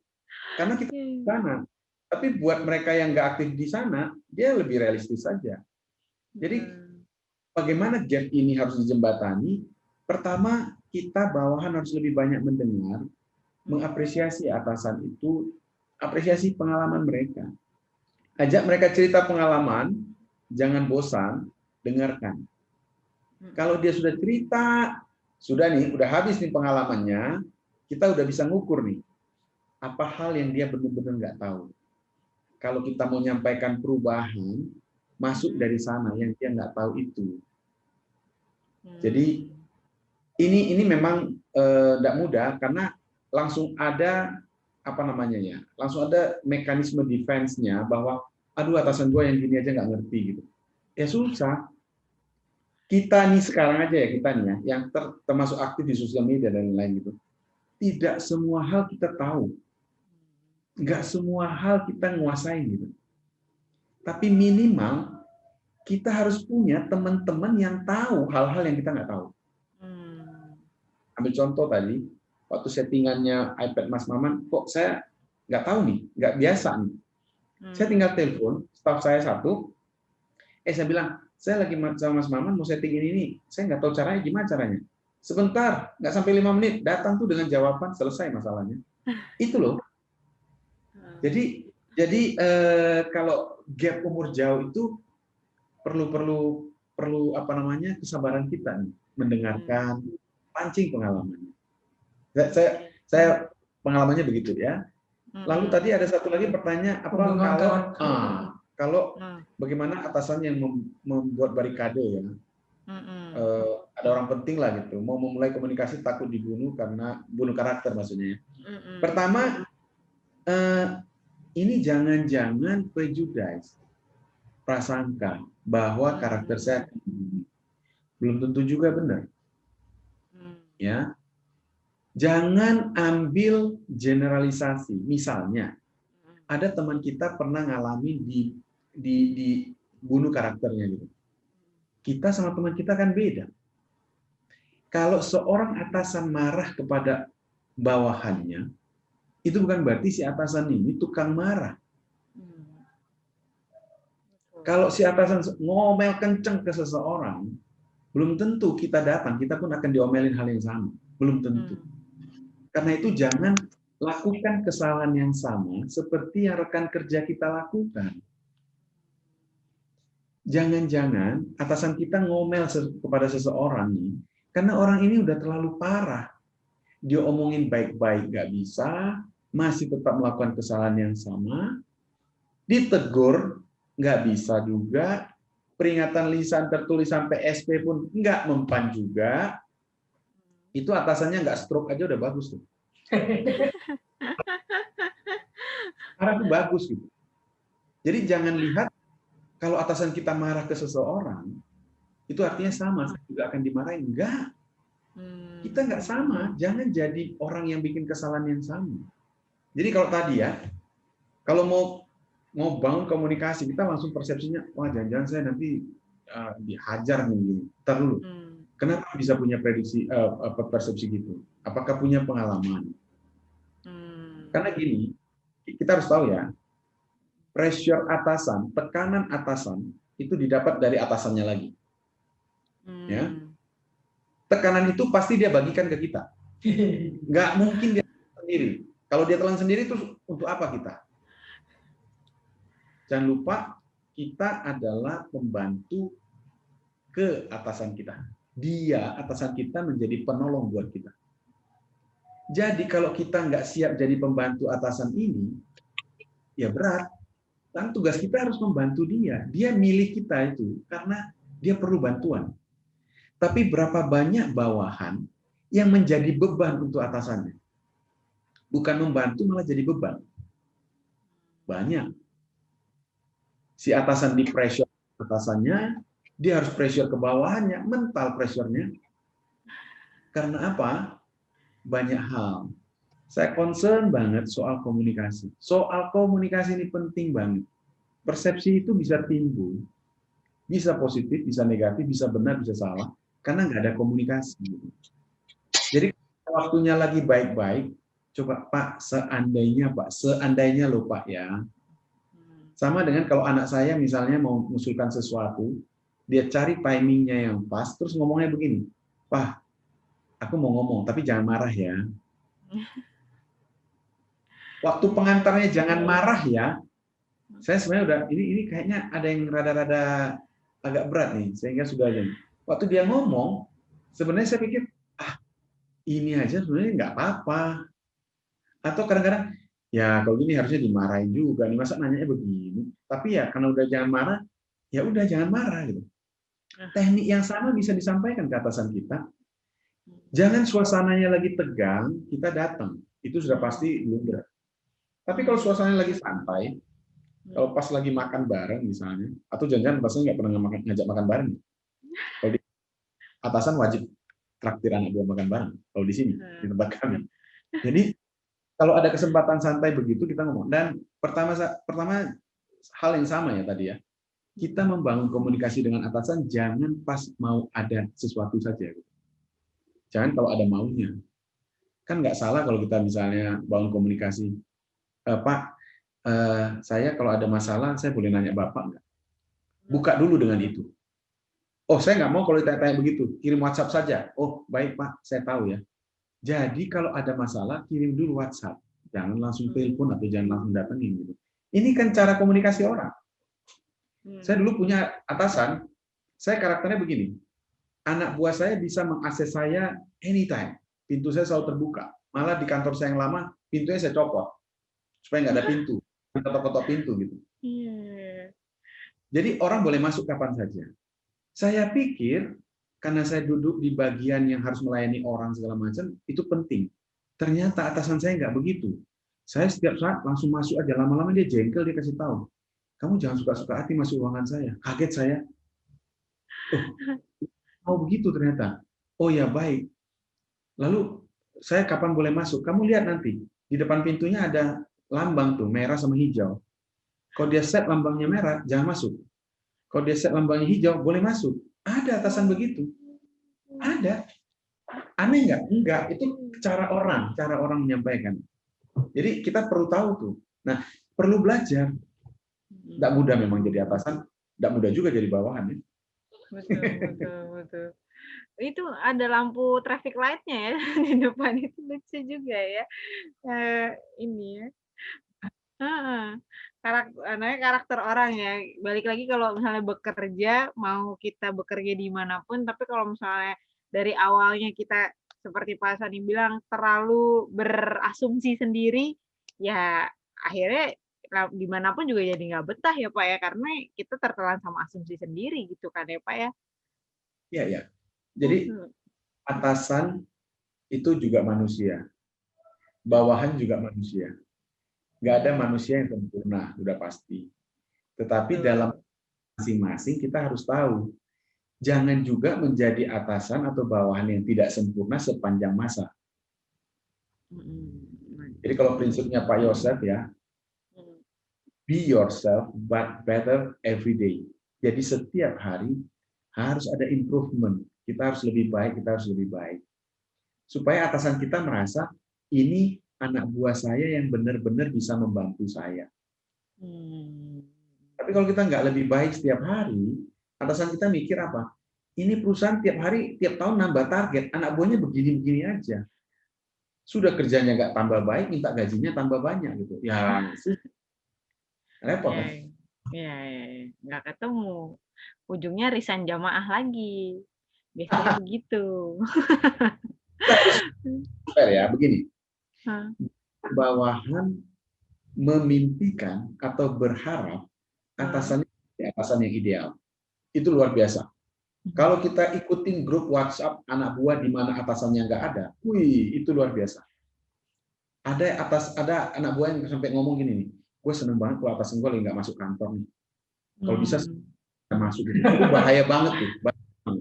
Ya. Kalau nggak ada atasan malah lebih baik gitu. Itu udah bahaya. Tapi maksud saya, kalau kita memimpikan, kalau kita berharap kita punya atasan yang ideal, maka kita harus siap atasan ideal kita minta kita jadi bawahan yang ideal juga. Ya kan? Timbal balik. Betul. Jadi jangan cuma berharap punya atasan ideal, tapi kita merasa kita ini udah cukup. Di mata atasan kita nggak ideal. Harus tanya, Pak, saya itu gunanya kalau kita bisa mengkritik atasan kan. Waktu dikritik kita diam, nggak boleh ngomong, kita nggak boleh membantah, nggak boleh menjawab. Itu sesi feedback itu di situ value-nya. Atasan hanya mendengar. Udah terlalu banyak atasan ngomong soalnya. Jadi atasan kali ini aja, oke? Waktu si atasan mencatat, oh ternyata kritik mereka kepada saya begini, itu karena saya tidak menjelaskan dengan baik. Oke? Nah, tapi sehari-hari nanti atasan ambil momen, kasih tahu sama mereka, pas ada penilaian kinerja misalnya, itu kesempatan. Saya juga pengen kamu menjadi bawahan yang ideal. Bawahan ideal tuh begini loh, kalau saya kasih tugas, selesai nggak selesai, kamu lapor ke saya. Jangan kalau udah selesai kamu diam aja, saya nggak tahu nih pekerjaan. Nanti 2 hari lagi ingat, oh ternyata udah selesai. Alhamdulillah sih kalau udah selesai. Yang lebih parah, nggak selesai nggak lapor. Jangankan nggak selesai aja pun harus lapor. Itu cara kerja yang benar. Kenapa? Si atasan ini kan mengontrol banyak hal, memonitor banyak hal. Kalau dia tuh berikan tugas ke seseorang, begitu selesai lapor ke dia, maka dia akan contreng, selesai, dia akan kasih tugas baru lagi gitu. Jadi pekerjaan dia mengalir gitu. Tapi kalau yang sudah dia perintahkan terus selesai diam saja, dia bingung. Jadi logiknya lebih bagus yang satu-satu bawahan yang masing-masing ini yang melaporkan daripada dia harus ngecek lagi gitu. Jadi bawahan ideal juga ada kriterianya, bukan nggak ada. Kita boleh memimpikan, kita boleh berharap atasan ideal, tapi kita harus siap juga jadi bawahan ideal. Oke. Nah itu kan dibuka lagi caranya, dibuka lagi tips and triknya. Saya udah pelan-pelan itu ternyata dibuka lagi. Gila, baik banget ini 2 narasumber ini nih, semua dikasih tahu ya. Kalau saya jadi tim HR nih, ya Pak? Itu baru 10%, karena di sini ada 1000 pertanyaan, kamu baru bertanya 10. Nah, itu dia. Saya kalau jadi tim HR ini adalah kesempatan yang ini banget, langka banget, yang kayak saya setelah ini tuh banyak banget belajar dari Pak Sony ya, karena 2 narasumber ini dari tadi saya hati-hati bertanya, semua dibuka. Wah, tips and triknya saya sampai kayak, oh nanti kalau gua kerja gua bisa begini. Kalau ngantor lagi begini ya gitu ya. Dan buat teman-teman yang ada di sini beruntung banget bisa dengerin langsung tips and triknya, benar-benar dibuka semuanya. Kalau kita seminar tuh yang sehari nginep di puncak gitu ya Pak, ada kerja sama tim dulu, ada apa, tapi sama Pak Sony dan Kak Mama nih dibuka semuanya dan wah luar biasa. Kak, semangat utamanya tuh buku ini kayak perahu yang membawa saya dengan Pak Sony ke pertemuan-pertemuan. Kita bikin kayak ini karena pandemi ya. Idealnya waktu itu, ayo kita pelatihan tentang HR, kita ketemu dengan praktisi-praktisi HR. Buku ini cuma panduan, lalu kita tatap muka, berdialog dan seterusnya. Itu harapan kita. Makanya Pak Sony di kondisi pandemi ini sudah menyiapkan satu ruangan untuk kita podcast nanti. Kita akan punya podcast sendiri, dibangun di tempatnya Pak Sony. Sudah jadi, studionya dahsyat. Jadi Corbusier lewat deh studionya sama kita. Mas Maman. Tapi sama kan, yang mewawancarai juga botak kan, sama kayak Deddy Corbusier, kurang ini berotot aja kan. Kita akan gitu, jadi kayak gini Kak. Misalnya ada kantor mau beli 50 atau 75 atau 100 buku deh. Kita kasih kita podcast yuk bareng. Jadi di kantornya kita kayak podcast gitu atau kayak Zoom seperti ini, dia pesan 100 bisa langsung dipraktekkan. Misalnya seperti itu. Paket-paket ini juga paket-paket tuntutan zaman bahwa buku milenial bukan benda mati, tapi dia benda hidup, dan dihidupkan itu dengan apa? Penulisnya nggak boleh pasif. Penulisnya harus buku ini, dan buku adalah ruang dialog. Betul. Jadi Ika, yang sampaikan ini hanya sebagian kecil dari masalah besar yang dihadapi orang-orang di HR. Masalah sedikit. Kalau dibilang tadi ini tips, itu tips sederhana. Biasa. Tetapi orang nggak mau masuk ke ruang itu karena ini tidak nyaman. Oke? Kalau kita menyelesaikan masalah ketidaknyamanan yang lebih besar, yang tadi ada turnover yang tinggi di millennials, maka kita harus membuat ketidaknyamanan yang lebih kecil saja. Nggak nyaman saya kalau dikritik orang di depan anak buah secara terbuka misalnya gitu. Nggak nyaman, tapi itu akan menyelesaikan masalah yang lebih besar. Jadi buku ini sebagai pemancing untuk berdiskusi sebenarnya. Kalau saya cerita, ya, teman-teman yang ada di HR. Jadi teman saya begitu tahu kita nulis buku, coba beli gitu. Begitu beli, baru baca 4 bab langsung telepon minta 20. Karena saya nggak usah menjelaskan ke anak buah saya wajib baca, dia beli 20. Ada satu komunitas yang isinya orang dari lintas ini. Ada dokter, ada pengusaha, ada karyawan. Itu udah pesan 60 buku. Karena apa? Ketika orang baca, orang tahu ini semuanya menyelesaikan masalah yang di depan mata saya nih. Udah, daripada saya ngomong banyak, udah beliin bukunya. Nah, sayang sekarang ini kan terbatas, nggak bisa tatap muka ya. Kita bisa bawa buku ini sebagai pembuka untuk diskusi. Jadi yang ditulis di buku ini, Kak, itu masalah kecil dibanding masalah besar yang ada di dunia HR sekarang. Betul.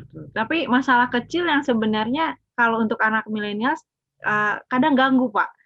Kadang anak milenial tuh hal-hal kecil itu yang malah justru kayak, ya, gue mau selesai dulu masalah kecil gue, gitu ya kan Pak. Dan jadinya akhirnya di buku ini pun saya juga membacanya gitu. Kalau kata Pak Sony ini adalah hal kecil, tapi menurut anak milenial ini gengges kalau katanya mereka. Gitu kan ya Pak ya. Ganggu nih kayak gitu loh. Saya terus terang terbebani begini. Saya merasa harus melakukan sesuatu untuk anak-anak milenial. Karena pada dasarnya nggak ada orang mendengarkan mereka. Nggak ada orang yang memberikan mereka sudut pandang lain. Yang saya bilang, saya sudah pernah di usia mereka, di usia milenial. Orang milenial belum pernah ada di usia saya. Apa yang mereka alami sekarang, sebenarnya saya ngalamin dulu. Bagaimana saya keluar dari satu perusahaan yang karir sedang bagus-bagusnya. Setiap 10 bulan saya dipromosi, setiap 10 bulan saya dipromosi gitu. Saya harus keluar karena saya nggak puas gitu. Kenapa nggak puas? Orang meninggalkan pekerjaannya bukan karena uang. Orang meninggalkan pekerjaannya karena merasa diperlakukan tidak adil. Itu saja. Kalau orang merasa meninggalkan pekerjaan karena uang, maka di setiap tempat baru dia akan berhenti lagi karena uang nggak pernah masalah. Tapi ketika saya merasa saya diperlakukan nggak adil, saya kerja mati-matian, terbukti 10 bulan saya promosi, 10 bulan saya, tapi kok rewardnya begini ya? Nggak adil ini, saya keluar. Apakah keputusan itu benar atau salah? Tergantung bagaimana kita melihatnya. Ya, tetapi sekarang ini itu tidak punya referensi tentang itu, gitu. Karena persaingannya begitu ketat, ya kan? Godaannya, tantangannya begitu besar, gitu. Melihat keberhasilan orang di Instagram, rasanya di Instagram semua orang berhasil, gitu. Saya kok nggak berhasil? Saya masalahnya kalau saya nggak berhasil, ini kelihatannya salah bos saya, ini bukan salah saya. Gitu. Ada bahayanya juga nih. Betul. Jadi saya merasa harus ada orang yang take care mereka. Kelompok milenials ini, mari kita coba berdialog, kita diskusi. Sebenarnya apa sih problem kalian gitu? Jangan-jangan kalian terlalu idealis. Dunia ini nggak ada yang idealis sampai sebegitu gitu. Ada ruang-ruang tertentu kita harus agak kompromistis gitu. Itu untuk masa depan. Kalau kita paksakan itu, jangan-jangan kita sedang mengorbankan masa depan kita sebagai anak muda yang punya potensi. Jadi itu yang saya lihat tentang anak-anak muda kita ini. Jadi kalau ada orang yang bisa dengarkan mereka, ada orang yang bisa kasih mereka sudut pandang lain, mungkin dia berpikir, oh iya benar. Jangan-jangan, ya harus lebih sabar, harus lebih rendah hati. Harus lebih realistis gitu. Nggak tahu, Ika merasa nggak sih sebagai milenial? Kalau saya jujur aja nih, saya nggak peres ya, bukan karena saya udah kenal Kang Maman juga dan beberapa kali lihat Pak Sony sama Kang Maman ya, tapi membaca buku ini tuh ya itu balik lagi relatable gitu, karena yang saya lihat juga banyak sekali seperti misalnya yang paling hal kecil yang agak ganggu juga menurut saya adalah sopan santun gitu. Bagaimana dulu saya juga nggak bisa tidur semalaman cuma buat bilang saya mau resign. Itu saya sampai saya nanya, baiknya kita WhatsApp dulu atau langsung ngomong gitu. Ada yang bilang, ya harus langsung ngomong karena itu lebih sopan daripada WhatsApp dulu. Kalau menurut saya mau WhatsApp dulu biar nanti ketika ngomong saya udah tinggal berdialog gitu. Jadi ini tuh buku ini benar-benar ya teman-teman nih mengingatkan saya waktu dari zaman saya kerja. Mungkin saya dulu kalau baca buku ini saya bisa lebih baik gitu kali ya dulu ya dalam menanggapi hal-hal kecil ya karena memang kadang kalau buat saya ngelihatnya millennials itu terlalu banyak mikir juga ada asumsinya juga asumsi terus ditambah lagi teman-teman kantor yang suka iya nih gimana sih kok bonus sekarang ini sih kurang kita kan udah kerjanya gini akhirnya kita yang resign teman-teman kita tetap di sana gitu ada yang jadi sebenarnya buku ini tuh memang menampilkan kenyataan pada umumnya gimana sih di kantor terutama millennials dan yang saya juga soroti adalah masalah sopan santun etika di mana mungkin itu juga yang membuat akhirnya millennials jadi disepelekan juga ya Pak bahwa millennials kadang hari ini udah diterima baru masuk kantor sehari besok udah nggak ada kabarnya gitu terus ternyata dia udah kerja di tempat yang baru dan polanya maksudnya hari ini ngajuin resign ya besok keluar gitu jadi mungkin ada hal-hal yang mungkin millennials harus baca buku ini sih saya setuju banget untuk merangkul mereka maksudnya setidaknya ada etika saat kita mau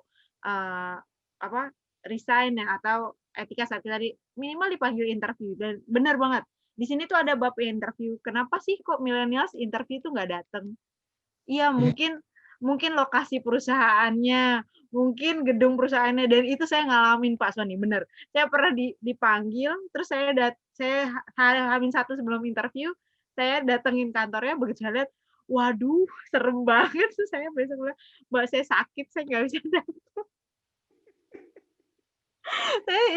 itu kejadian banget dan saya baca buku ini sambil ketawa-ketawa asli ini kok bener banget relate banget karena memang ya itulah yang dilihat milenial sekarang lihat tampak keluarnya dulu gimana nih aman nggak nih enak nggak nih kantornya menarik dari buku ini Kak sepertinya berat tapi ternyata relate dengan keseharian kan enak banget kayak itu saya kan itu yang aku rasakan sebagai penulis yang sudah puluhan buku ini buku saya yang ke-23 ketemu bahwa nulisnya enak karena terasa jadi kalau kita ilmunya Ki Hajar Dewantoro bahwa literasi itu 3N ngerti, ngerasa, ngelakoni buku ini ngejawab 3 itu orang baca jadi ngerti begitu baca gue ngerasain begitu dibaca lebih jauh lagi kayaknya gue pernah ngelakoni nih bukan cuma rasa nah, itu bikin senyum kan bisa jadi apa teman cermin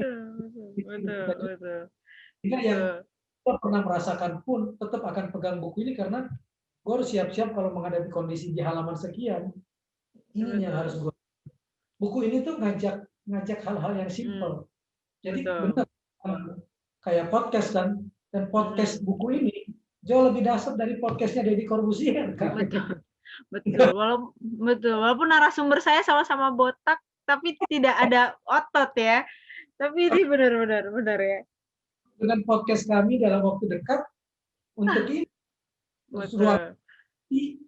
di tempatnya Pak Sony ada satu ruko yang memang khusus untuk podcast dan betul tidak cuma jadi buku harus jadi teraliwahanakan kalau kata almarhum Sapardi Djoko Damono bahwa buku itu awal nggak ada ilmu yang tidak ada kita gimana dapat ilmu membaca kan dan sumber berarti buku kan nah setelah itu apa buku ini nggak boleh jadi benda mati betul-betul harus diwujudkan dalam dialog dalam bentuk podcast kalau anak modern sekarang kalau nanti pandemi selesai umur kita panjang ya tatap muka kemudian dipraktekkan ini buku ya asiknya kayak orang praktek 1 minggu ke 3 hari outbound ini buku bisa ke HRD tentang HR jadi bisa dialiwahanakan dalam berbagai kegiatan bayangin nggak kalau pakai tanya jawab bentuknya sambil bermain gamesnya tanya jawab ngadapin gini kamu harus gimana wah kalau pegang buku ini wah enak ngejawabnya Betul betul. Kayak udah ahlinya ya, Pak? Sangat. Dan Heeh. nanti bagaimana kalau atasannya milenial, bawahannya kolonial. Nah, Itu itu. juga ketemu juga jawabannya di sini. Jangan kira atasannya yang kolonial, bawahannya yang milenial loh. Yang terjadi gini, keluaran Akabri umur berapa? 22, 21, sudah letnan 2. Sebentar lagi jadi AKBP umur 33. Nah, anak buahnya udah mau pensiun masih belum kapten. Itu di kondisi itu atasannya yang milenial. Oh, betul betul. Menterinya Nadiem Makarim, muda. Karyawan anak buahnya udah umur 20-an. Nah, bagaimana menghadapi milenial sebagai bos? Itu kan juga menarik. Dan buku ini berkembang sampai sejauh itu nanti dialog-dialog. Iya, betul banget. Dan memang kalau kita ngobrolin tentang millennials ini kayaknya butuh waktu lebih panjang lagi karena ternyata sudah jam 20.33 ya. Saya sudah mulai dicolek nih bahwa ayo kita sudah terasa 1,5 jam kita ngobrol seru tentang. Baru dapat info dari Shopee kalau bukunya habis. Wah, sayang sekali. Paling lakunya tuh Kak, saking lakunya. Luar biasa. Nah, cetak ulang lagi. Harus cetak ulang lagi, bener. Tapi yang diskon cuma hari ini aja kan, selama IBF aja kan? No, IBF ada diskon khusus. Kemudian buku online. Sekarang tuh udah tinggal. Iya, sekarang beli buku udah tinggal di rumah kan? Iya, udah tinggal klik. Jadi buat teman-teman tunggu aja. Di rumah saya sudah ada 100 buku lagi. Kita baru hari ini saya mau ke sini sudah ada 10 orang yang tahu nggak beli bukunya di mana Kak? Di mana? Faktanya. Dia beli buku, transfer ke saya, langsung dia bilang apa? Cukup dikirim 1 ke saya, 9 untuk di GA, giveaway. Supaya makin banyak orang yang tahu tentang isi buku ini. Gimana gue nggak terhadap. Dan saya bilang, boleh nggak nama? Nggak usah. Karena saya ingin ikut membahagiakan orang-orang yang mungkin di rumah susah beli buku, tapi dia butuh buku ini. Saya dapat 10 buku untuk di giveaway dan dari orang. 1 untuk dia dan 9 untuk dibagikan. Jadi besok Senin saya akan giveaway buku ini juga karena bukan karena saya bermurah hati, ada orang yang membeli dan ingin berbagi. Jadi saya berdoa semoga makin banyak pembeli saya, 10 orang masing-masing 10 langsung 100 tuh buku saya. Amin. Oh, nah, tuh teman-teman ada bocoran tuh. Giveaway besok. Seperti Pak Sony tadi bilang, beli 1, kayaknya anak buah saya harus baca nih, dia bagi misalnya. Betul. Buku ini. Itu betul. Setuju banget, Kang. Itu salah satu pesan yang terselubung lagi, besok ada giveaway di Kang Maman, jadi stay tune ya di Instagramnya beliau. Mungkin ada ini cara-caranya. Di Twitter, karena ini tak seindah Instagram dan juga tak sekejam Twitter. Itu quotes baru ya, itu quotes baru. Hidup tidak seindah Instagram dan tidak sekejam Twitter, betul. Ya, pokoknya itu adalah yang terakhir mungkin ya, kita pesan-pesan terakhir. Mungkin satu lagi boleh ya teman-teman IKAPI sebelum selesai gitu. Satu lagi, ini kita sebentar lagi mungkin saya sih positifnya pandemi akan segera berakhir gitu. Mungkin dari Pak Sony mungkin udah punya gambaran nggak sih Pak bagaimana nanti dunia HR ke depannya, apakah memang akan tetap seperti sama sebelum pandemi atau nanti setelah pandemi akan ada terobosan-terobosan baru yang harus dikulik lagi mungkin oleh HR, karena kan pandemi ini lumayan menurut saya lumayan berpengaruh gitu terhadap juga mental ataupun juga kesiapan perusahaan untuk mungkin bangkit lagi atau gimana. Mungkin ada terobosan-terobosan yang bisa dicoba nanti oleh teman-teman HR gitu setelah pandemi mungkin. Ya, jadi kalau kita ngomong pandemi, maka yang terjadi sekarang adalah banyak pengurangan karyawan, pengurangan fasilitas dan lain-lain. Itu sifatnya sementara selama pandemi ini. Tetapi ada masalah klasik di dalam dunia HR itu. Apa itu? Merekrut orang bagus dan mempertahankan mereka. Jadi itu dua isu yang akan berlanjut terus sampai kapanpun. Yep.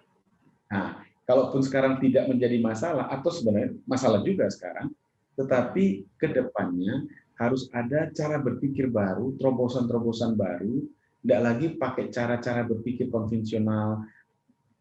Jangan sampai ada perusahaan yang menggunakan cara merekrut karyawan 30 tahun yang lalu, standar yang sama digunakan hari ini. Itu parah, itu parah. Jadi harus berubah secara cepat gitu. Karena ini perubahan teknologi luar biasa cepatnya, kita udah ketinggalan jauh. Kalau sistem kita tidak mengikuti itu, kita pasti susah. Kita punya nama besar, oke lah punya nama besar, tapi orang-orang yang melamar ke kita bukan orang-orang terbaik. Karena mereka tidak nyaman dengan sistem rekrutmen kita misalnya. Jadi orang HR punya tugas besar untuk melihat itu. Kira-kira seperti itu ya.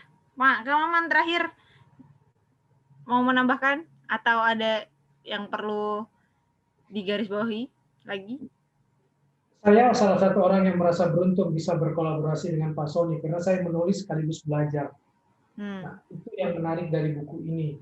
Buku ini juga menjadi sangat berharga buat saya karena seperti yang saya ceritakan tadi, ini salah satu wasiat dari ibu saya bahwa jangan pernah berhenti menulis karena sejak umur 3 tahun bapak saya sudah kasih saya bacaan dan saya selalu bahagia membuat setiap membuka halaman demi halaman sebuah buku sehingga bapak ibu saya bilang kalau kamu mau membuat bapak dan ibumu juga bahagia, jangan berhenti menulis, biar orang baca bukumu dan setiap dia baca buku kemudian dia tersenyum bahagia, itu artinya pahala bapak ibu tetap jalan. Itu nasihat ibu saya sebelum meninggal. Jadi kalau tadi Ika bercerita dan kemudian Ika ketawa, kayaknya saya ketemu pengalaman saya yakin ketika kamu ketawa ibu saya di surga sana sedang ketawa juga. Ya, yang diciptakan anak saya ternyata masih seperti yang dia bayangkan, membuat orang bahagia, membuat orang ketemu jawabannya. Karena buat saya cuma satu, buku yang bagus itu adalah buku yang kemudian bisa membuka wawasan kita, bukan kemudian cuma mengatakan bahwa saya temukan jawaban, tapi saya temukan ruang-ruang baru untuk kemudian berdialog lagi. Jadi dia tidak mengatakan untuk mengatakan ini yang terbenar. Buku kami tidak mengajarkan bahwa ini jalan yang paling benar. Tapi mari berdialog, mari membuka wawasan, mari merasakan bersama. Kalau kemudian nanti ada dialog yang mengatakan bahwa ada yang kurang dari buku ini, buat dialog kami menarik. Itu artinya satu, kami akan bikin buku jilid keduanya. Itu aja. Karena kalau sampai ada orang yang mengkritik buku ini pun, saya ingat kata Pak Habibie, kalau ada orang yang mengkritik, kamu harus berterima kasih. Itu artinya ada orang yang memperhatikan buku kamu dan mau bercapek-capek tanpa meminta digaji oleh kamu. Berterima kasihlah pada dia. Jadi saya berharap buku ini menjadi ruang terbuka untuk kita dialogkan bersama. Makanya akan lahir podcast ini. Itu Kak, terima kasih buat semuanya. Terima kasih. Mantap, keren banget ya. Terima kasih buat Kang Maman dan juga buat Pak Sony atas share-nya malam hari ini ya. Luar biasa banget, ternyata tuh nggak cukup 1,5 jam untuk ngomongin pengalaman yang relatable ya. Terutama di buku ini kalau baca pasti ketawa-tawa sendiri deh, pasti ngaku, pasti ada 1-2 hal yang ini gue pernah begini nih, gue pernah begini gitu ya. Jadi teman-teman nanti mungkin bisa dicek di officialnya Gramedia Books ya untuk cari tahu infonya. Terima kasih teman-teman sudah bergabung. Semoga yang kita bicarakan ini berguna, berfaedah buat teman-teman sekalian karena besok hari Senin kembali harus ke realita ya, kembali lagi ketemu atasan, kembali lagi ketemu teman-teman sekantor ya. Semoga yang udah yang ikut Zoom meeting hari ini udah baca buku ini bisa lebih ringan berjalan ketika besok Senin gitu ya, udah nggak besok Senin, tapi yes besok Senin kita dealing with something lagi ya. Semoga hari Senin Anda semua menyenangkan besok ya, semoga menghabiskan malam Senin hari ini ya, hari Minggu ini dengan sukacita juga. Jangan patah semangat, saya selalu menyemangati teman-teman. Semangat walaupun pandemi masih belum tahu kapan berakhirnya. Semoga kita tetap dalam keadaan yang sehat, keadaan happy. Sekali lagi juga kita bisa ketemu dengan orang-orang luar biasa. Sekali lagi saya tepuk tangan untuk Kang Maman, Pak Sony. Terima kasih untuk bukunya. Untuk teman-teman IKAPI, terima kasih teman-teman Gramedia, penerbit KPG. Saya terima kasih sekali sudah diajak berbincang-bincang. Dan ya, semoga kita bisa ketemu lagi di forum yang berbeda dan juga bisa menginspirasi satu sama lain. Dan ingat, walaupun besok Senin, tetap dunia tidak seindah Instagram dan tidak sekejam Twitter. Saya Ika Citra pamit, mohon maaf apabila ada kekurangan. Sampai jumpa lagi teman-teman di kesempatan lainnya. Bye-bye. Wassalamualaikum warahmatullahi wabarakatuh.